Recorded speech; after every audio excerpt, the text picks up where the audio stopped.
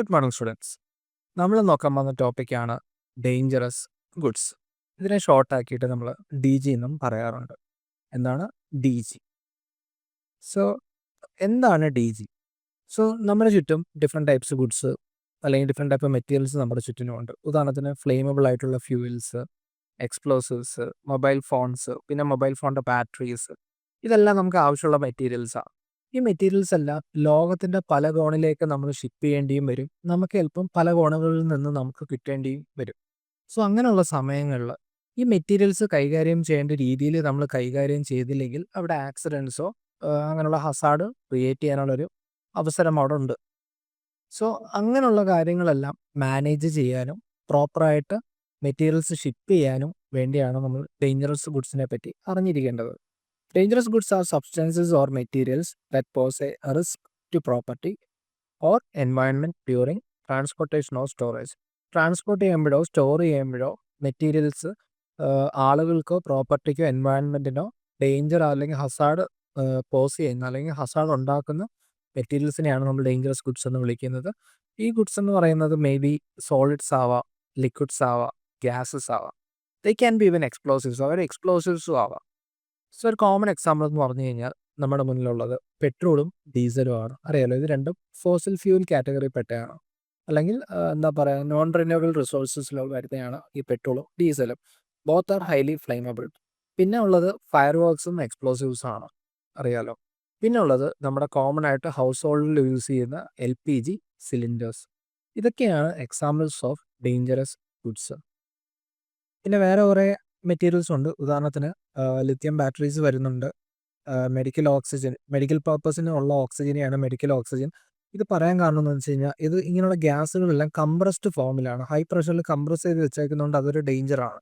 So അതുകൊണ്ടാണ് medical oxygen ഇവിടെ ഉൾപ്പെടുത്തിയിരിക്കുന്നത്. പിന്നെ റേഡിയോ ആക്റ്റീവ് ഐസോട്ടോപ്സ്, കീമോതെറാപ്പിക്കൊക്കെ യൂസ് ചെയ്യുന്ന ചില കീമോ അല്ലെങ്കിൽ റേഡിയേഷൻ ട്രീറ്റ്മെൻറ്റിലൊക്കെ യൂസ് ചെയ്യുന്ന ചില കെമിക്കൽസ് എന്താണ് ഹസാർഡസ് നേച്ചറിൽ ഉള്ളതാണ്. സോ നമ്മളിങ്ങനെയുള്ള മെറ്റീരിയൽസ് ട്രാൻസ്പോർട്ട് ചെയ്യുമ്പോഴും സ്റ്റോർ ചെയ്യുമ്പോഴും അതിൻ്റേതായ കുറേ റൂൾസ് ആൻഡ് റെഗുലേഷൻസ് അല്ലെങ്കിൽ പോളിസീസ് നമ്മൾ എന്ത് ചെയ്യേണ്ടതാണ്, അഡ്ഹിയർ ചെയ്യേണ്ടതാണ്, അല്ലെങ്കിൽ നമ്മൾ ഫോളോ ചെയ്യേണ്ടത് ആണ്. സോ ഡേഞ്ചറസ് ഗുഡ്സിനെ നമ്മൾ ഡിഫറെൻറ്റ് ഗ്രൂപ്പായിട്ട് അല്ലെങ്കിൽ ഡിഫറെൻറ്റ് ക്ലാസ്സുകളായിട്ട് തിരിച്ചിട്ടുണ്ട്. യുണൈറ്റഡ് നേഷൻസ് എന്ന് പറയുന്നൊരു ബോഡിയാണ് ഇതിനെ ഗ്രൂപ്പ് ചെയ്തിരിക്കുന്നത്. ഇവർ ഈ ഗ്രൂപ്പ് ചെയ്തേക്കുന്ന രീതിയിൽ തന്നെയാണ് ICAO, അയാട്ട അങ്ങനെയുള്ള ഓർഗനൈസേഷൻസ് അല്ലെങ്കിൽ IMDG കണക്കുള്ള ഓർഗനൈസേഷൻസ് എന്ത് ചെയ്യുന്നത് ഈ കാലത്തും ഫോളോ ചെയ്യുന്നത്. കാരണം അവരന്ന് ഗ്രൂപ്പ് ചെയ്ത ഒരു 9 ഗ്രൂപ്പായിട്ട് തന്നെയാണ് ഇപ്പോഴും എന്ത് ചെയ്തിരിക്കുന്നത് മറ്റുള്ള ഓർഗനൈസേഷൻസ് ഫോളോ ചെയ്യുന്നത്. ഈ ഗ്രൂപ്പുകൾ ഏതൊക്കെയാണെന്ന് വെച്ച് കഴിയുമ്പോഴത്തേക്ക് ക്ലാസ് 1 ടു ക്ലാസ് 9 ആണ്.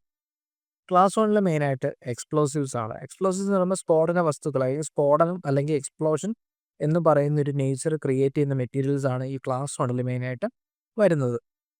അതിൽ വരുന്നതെന്ന് പറയുമ്പോഴത്തേക്ക് ഫയർ വർക്ക്സ് വരും, നമ്മുടെ പൈറോ ടെക്നിക്സ്, പിന്നെ അമ്മ്യൂണിഷൻ വരും, വെപ്പൺസിൽ യൂസ് ചെയ്യുന്ന അമ്മ്യൂണിഷൻസ്, പിന്നെ ഡെറ്റനേറ്റേഴ്സ് എന്ന് പറയുമ്പോൾ ബ്ലാസ്റ്റിങ്ങിന് യൂസ് ചെയ്യുന്ന മെറ്റീരിയൽസ് ഒക്കെയാണ് അതിൽ വരുന്നത് കൂടുതലും. സോ ക്ലാസ് 1 മെറ്റീരിയൽസ് നമ്മൾ ഹാൻഡിൽ ചെയ്യുമ്പോൾ അതിൻ്റെ ഒരേ ഒരു ഡേഞ്ചർ എന്ന് പറയുന്നത് എക്സ്പ്ലോഷൻ ആണ്.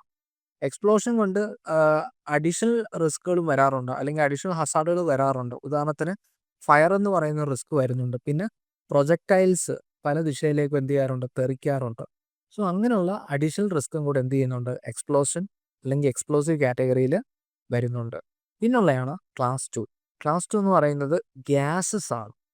അത് ഫ്ലെയിമബിൾ ആവാം, നോൺ ഫ്ലെയിമബിൾ ആവാം, അല്ലെങ്കിൽ ടോക്സിക്കും ആവാം.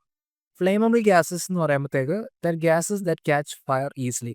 ഗ്യാസസ് പെട്ടെന്ന് ഫയർ അല്ലെങ്കിൽ തീ പിടിക്കാൻ ചാൻസസ് ഉള്ള ഗ്യാസുകൾ. ഉദാഹരണത്തിന് LPG, പ്രൊപ്പൈൻ, ബ്യൂട്ടൈൻ ഗ്യാസ്, ഇങ്ങനെയുള്ള ഗ്യാസുകളൊക്കെയാണ് മെയിനായിട്ട് എന്ത് വരുന്നത്, ഫ്ലെയിമബിൾ കാറ്റഗറിയിൽ വരുന്നത്.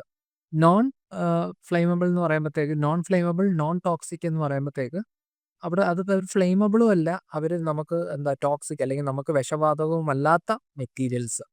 ഉദാഹരണത്തിന് ഈ ആർഗൺ, നൈട്രജൻ അങ്ങനെയുള്ള ഇനേർട്ടായിട്ടുള്ള ഗ്യാസുകൾ. ഇനേർട്ടായിട്ടെന്ന് പറയുമ്പോഴത്തേക്ക് they are not reactive to anything. അവരൊന്നുമായിട്ട് റിയാക്ട് ചെയ്യത്തില്ല, അവർ സ്റ്റേബിൾ ആണ്. സോ അങ്ങനെയുള്ള ഗ്യാസസ് അവർ നമുക്ക് ത്രെറ്റായിട്ട് വരത്തില്ല, പക്ഷേ അത് കംപ്രസ്ഡ് ഫോമിൽ ഇരിക്കുന്നതുകൊണ്ട് ഒരു ഡേഞ്ചർ അവിടെ ക്രിയേറ്റ് ചെയ്യുന്നു. ഈ സിലിണ്ടറൊക്കെ റപ്ചർ ചെയ്ത് കഴിഞ്ഞാൽ ഒരു ചെറിയ എക്സ്പ്ലോഷൻ ഉണ്ടാവാൻ ചാൻസസ് ഉണ്ട്. സോ അങ്ങനെയുള്ളൊരു സിറ്റുവേഷൻ ഉള്ളതുകൊണ്ടാണ് non flammable, non toxic gases എന്ത് ചെയ്തിരിക്കുന്നത് ഈ ഒരു കാറ്റഗറിയിൽ ഉൾപ്പെടുത്തിയിരിക്കുന്നത്. പിന്നുള്ളതാണ് ക്ലാസ് 3 ഫ്ലെയിമബിൾ ലിക്വിഡ്സ് എന്ന് പറയുമ്പോൾ ലിക്വിഡ് ഫോമിൽ തീ പിടിക്കാൻ ചാൻസസ് ഉള്ള മെറ്റീരിയൽസ്. അതിൽ ഫ്യൂയിൽ ആൻഡ് സർട്ടൻ കെമിക്കൽസ് ആണ് വരുന്നത്. ഉദാഹരണത്തിന് പെട്രോള്, ഡീസല്, പിന്നെ കുറേ പെയിൻറ്, ആൽക്കഹോള്, അങ്ങനെയുള്ള മെറ്റീരിയൽസ് ഒക്കെയാണ് ഈ ക്ലാസ് 3യിൽ മെയിനായിട്ട് വരുന്നത്. പിന്നുള്ളതാണ് ക്ലാസ് 4. ക്ലാസ് 4 എന്ന് പറയുമ്പോഴത്തേക്ക് ഫ്ലെയിമബിൾ സോളിഡ്സ് എന്ന് പറയുമ്പോൾ തീ പിടിക്കാൻ ചാൻസ് ഉള്ള സോളിഡ് ഫോമിലുള്ള മെറ്റീരിയൽസ്. അത് ഉദാഹരണത്തിന് മാച്ചസ്, നമ്മുടെ തീപ്പെട്ടി, സൾഫർ, മാഗ്നീഷ്യം, പൊട്ടാസ്യം, അങ്ങനെയുള്ള സാധനങ്ങൾ നമ്മൾ തീ കത്തിക്കുമ്പോഴത്തേക്ക് അതിൽ എന്താണ് പെട്ടെന്ന് കയറി തീ കൊളുത്തുമ്പോഴത്തേക്ക് അത് കത്തിപ്പിടിക്കും. മനസ്സിലായില്ലേ? മാഗ്നീഷ്യം, പൊട്ടാസ്യം ഒക്കെ ആണെന്നുണ്ടെങ്കിൽ നല്ല ബ്രൈറ്റ് ഫ്ലെയിം ആയിരിക്കും അവർ എമിറ്റ് ചെയ്യുന്നത്. പിന്നെ മാച്ച് ബോക്സ് അറിയാമല്ലോ, ഫ്രിക്ഷൻ കാരണം അതും എന്ത് ചെയ്യുന്നുണ്ട്, തീ പിടിക്കാറുണ്ട്. ഇതെല്ലാം സോളിഡ് ഫോമിൽ ഇരിക്കുന്നതുകൊണ്ടാണ് ഈ ഫ്ലെയിമബിൾ മെറ്റീരിയൽസിനെ ഫ്ലെയിമബിൾ സോളിഡ് ഗ്രൂപ്പിൽ കാറ്റഗറൈസ് ചെയ്തിരിക്കുന്നത്. അടുത്തതെന്ന് പറഞ്ഞു കഴിഞ്ഞാൽ oxidising substances and organic peroxides ആണ്. ഈ മെറ്റീരിയൽസ് എന്ത് ചെയ്യും, ഓക്സിജൻ കണക്കുള്ള ഗ്യാസ് എമിറ്റ് ചെയ്തുകൊണ്ടിരിക്കും. ഇതെന്താ പ്രശ്നം എന്ന് വെച്ച് കഴിയുമ്പോഴത്തേക്ക് മറ്റുള്ള മെറ്റീരിയൽസിനെ പെട്ടെന്ന് എന്ത് ചെയ്യും, ഇഗ്നിഷൻ അല്ലെങ്കിൽ പെട്ടെന്ന് ഫ്ലെയിം ക്യാച്ച് ചെയ്യാൻ വേണ്ടി എന്ത് ചെയ്യും സഹായിക്കും, അല്ലെങ്കിൽ പെട്ടെന്ന് തീപിടുത്തം ഉണ്ടാകാൻ സഹായിക്കുന്ന മെറ്റീരിയൽസ് ആണ് ഈ ഒരു ഗ്രൂപ്പിലുള്ള materials. Like example hydrogen peroxide. മനസ്സിലായല്ലോ? സോ ഇത് ഹൈഡ്രജൻ അല്ലെങ്കിൽ ഓക്സിജൻ, മെയിനായിട്ട് ഓക്സിജൻ ആണ് റിലീസ് ചെയ്യുന്നത്. ഓക്സിജൻ റിലീസ് ചെയ്യുമ്പോഴത്തേക്ക് എന്ത് പറ്റുമെന്ന് വെച്ച് കഴിയുമ്പോഴത്തേക്ക് അടുത്ത കാണാൻ തീ ഉണ്ടെങ്കിൽ ഈ മെറ്റീരിയൽ അടുത്തുണ്ടെങ്കിൽ എന്ത് പറ്റും, ആ തീ അങ്ങ് ആളിക്കത്തും. സോ അങ്ങനത്തെ ഒരു പ്രശ്നമാണ് അവിടെ ഉള്ളത്, ഈ ഒരു മെറ്റീരിയൽ കോസ് ചെയ്യുന്നത്. പിന്നുള്ളതാണ് ക്ലാസ് 6. ക്ലാസ് 6 എന്ന് പറയുമ്പോഴത്തേക്ക് ടോക്സിക് ആൻഡ് ഇൻഫെക്ഷ്യസ് സബ്സ്റ്റൻസസ്. ഇത് രണ്ട് ഗ്രൂപ്പാണ് അതിൻ്റെ അകത്ത് വരുന്നത്. ഒന്ന് ടോക്സിക് കാറ്റഗറി, പിന്നെ ഒന്ന് ഇൻഫെക്ഷ്യസ് കാറ്റഗറി. ടോക്സിക് കാറ്റഗറിയിൽ വരുന്നത് എന്തെന്ന് പറയുമ്പോഴത്തേക്ക് നമുക്ക് വിഷമായിട്ടുള്ള കാര്യം അല്ലെങ്കിൽ നമുക്ക് പോയിസൺ ആയിട്ടുള്ള മെറ്റീരിയൽസ് ആണ് ടോക്സിക്കിൽ വരുന്നത്. ഉദാഹരണത്തിന് ആർസനിക്, മെർക്കുറി, അങ്ങനെയുള്ള കോമ്പൗണ്ട്സ് നമ്മൾ ഇൻജസ്റ്റ് ചെയ്യുമ്പോഴോ നമ്മളത് ബ്രീത്ത് ചെയ്യുമ്പോഴോ നമുക്ക് ഹെൽത്ത് അസാർട്സ് അല്ലെങ്കിൽ മരണം വരെ സംഭവിക്കാം. അങ്ങനെയുള്ള മെറ്റീരിയൽസ് ആണ് ടോക്സിക് കാറ്റഗറി വരുന്നത്. ഇതിനകത്ത് വേറൊരു ഗ്രൂപ്പാണ് ഇൻഫെക്ഷ്യസ് എന്ന് പറയുന്നത്. അത് മെയിനായിട്ട് ബയോ ഹസാർഡ് ടൈപ്പ് മെറ്റീരിയൽസ് ആണ്. വൈറസ്, ബാക്ടീരിയ, അതിൻ്റെയൊക്കെ blood samples, hospital bio waste, ഇങ്ങനെയുള്ള മെറ്റീരിയൽസ് ഒക്കെയാണ് കൂടുതൽ എന്ത് വരുന്നത്, ഇതിൽ വരുന്നത്. ഇൻഫെക്ഷ്യസ് സബ്സ്റ്റൻസ് എന്ന് പറയുമ്പോഴത്തേക്ക് ക്യാൻ കോസ് ഡിസീസസ് അല്ലെങ്കിൽ സ്പ്രെഡ് ഓഫ് ഡിസീസസ് എന്ത് ചെയ്യുന്നുണ്ട്, ക്രിയേറ്റ് ചെയ്യുന്നുണ്ട്. അങ്ങനെയുള്ള മെറ്റീരിയൽസ് ആണ് ക്ലാസ് 6ൽ വരുന്നത്. പിന്നുള്ളതാണ് class 7. Class 7 consist of radioactive materials. എന്ന് പറയുമ്പോൾ റേഡിയോ ആക്ടിവിറ്റി എന്ന് പറയുന്ന ഒരു പ്രോപ്പർട്ടി ഉള്ള, എന്ന് പറയുമ്പോഴത്തേക്ക് പ്രോട്ടോൺസ്, ന്യൂട്രോൺസ് ഒക്കെ ഫയർ ചെയ്യുന്ന അല്ലെങ്കിൽ എമിറ്റ് ചെയ്യുന്ന മെറ്റീരിയൽസ് ആണ്. എന്ന് പറയുമ്പോൾ ഗ്യാമ റേസ്, ആൽഫ റേഡിയേഷൻ, ഇതെല്ലാം നമ്മൾ എമിറ്റ് ചെയ്യുന്ന മെറ്റീരിയൽസ് അല്ലെങ്കിൽ റേഡിയോ ആക്ടിവിറ്റി ഉള്ള മെറ്റീരിയൽസിനെയാണ് നമ്മൾ എന്തെന്ന് വിളിക്കുന്നത്, ഈ റേഡിയോ ആക്റ്റീവ് മെറ്റീരിയൽസ് എന്ന് വിളിക്കുന്നത്. ഇത് nuclear medicine, nuclear fission, nuclear fusion, പിന്നെ റിയാക്ടേഴ്സ്, പവർ സ്റ്റേഷൻസ്, അവിടെ ഇവിടെയൊക്കെ യൂസ് ചെയ്യുന്ന ഒരു മെറ്റീരിയൽസ് ആണ് മെയിനായിട്ട് ഇവിടെ വരുന്നത്. യുറേനിയം, പ്ലൂട്ടോണിയം, ട്രിഷിയം, അതിൻ്റെ ഹൈഡ്രജൻ്റെ ഐസോടോപ്സ്, അങ്ങനെയുള്ള മെറ്റീരിയൽസ് ഒക്കെയാണ് കൂടുതലും എന്ത് ചെയ്യുന്നത് ഈ ഒരു കാറ്റഗറി വരുന്നത്. ഹൈഡ്രജൻ അല്ല, ഹൈഡ്രജൻ്റെ ഐസോടോപ്സ് ആണ് മെയിനായിട്ട് ഈ ഒരു കാറ്റഗറിയിൽ വരുന്നത്. പിന്നുള്ളതെന്ന് പറയുന്നത് ക്ലാസ് 8 കൊറോസിവ്സ്. ഉരുകുന്ന നേച്ചറുള്ള അല്ലെങ്കിൽ ദ്രവിക്കാൻ, നമ്മൾ ആസിഡ് അറിയാലോ, ആസിഡ് നമ്മൾ പേപ്പർ ഇടുമ്പോഴത്തേക്ക് അത് ഉരുകി പോവുകയോ അറിയാലോ, അങ്ങനത്തെ ഒരു നേച്ചർ ക്രിയേറ്റ് ചെയ്യുന്ന മെറ്റീരിയൽസിനെയാണ് ഈ കൊറോസീവ് മെറ്റീരിയൽസ് എന്ന് വിളിക്കുന്നത്. മെയിനായിട്ട് ആസിഡ്സ് ആൻഡ് ആൽക്കലീസ് ആണ്. Battery, lead acid battery fluid അങ്ങനെയുള്ള സാധനങ്ങളൊക്കെയാണ് കൂടുതൽ ഈ ഒരു കാറ്റഗറിയിൽ വരുന്നത്. പിന്നുള്ളതാണ് ക്ലാസ് 9. ക്ലാസ് 9 എന്ന് പറയുമ്പോഴത്തേക്ക് ആദ്യം പറഞ്ഞ 8 ക്ലാസ്സിൽ പെടാത്ത മെറ്റീരിയൽസിനെ ഗ്രൂപ്പ് ചെയ്യാനുള്ളൊരു കാറ്റഗറിയാണ് ക്ലാസ് 9. ക്ലാസ് 9ൽ ഇപ്പോൾ ഉദാഹരണം കത്തി, ഫോർക്ക്, സ്പൂണ്, മാഗ്നറ്റ്, അങ്ങനെയുള്ള സാധനങ്ങൾ, പവർ ബാങ്കുകൾ, വെഹിക്കിൾസ്, അങ്ങനെയുള്ള മെറ്റീരിയൽസ് ഒക്കെയാണ് കൂടുതൽ ഈ ക്ലാസ് 9ൽ വരുന്നത്. ഓരോ മെറ്റീരിയൽസ്, ഈ ഗ്രൂപ്പുകളിൽ പെടുന്ന ഓരോ മെറ്റീരിയൽസിനും യുണൈറ്റഡ് നേഷൻസ് എന്ന് പറയുന്ന ഒരു ബോഡി നമ്പർ കൊടുത്തിട്ടുണ്ട്. ഒരു 4 ന്യൂമറിക്കൽ പോയിന്റ് ഉള്ള അല്ലെങ്കിൽ 4 ഡിജിറ്റ് വരുന്ന ഒരു നമ്പർ അസൈൻ ചെയ്ത് കൊടുത്തിട്ടുണ്ട്.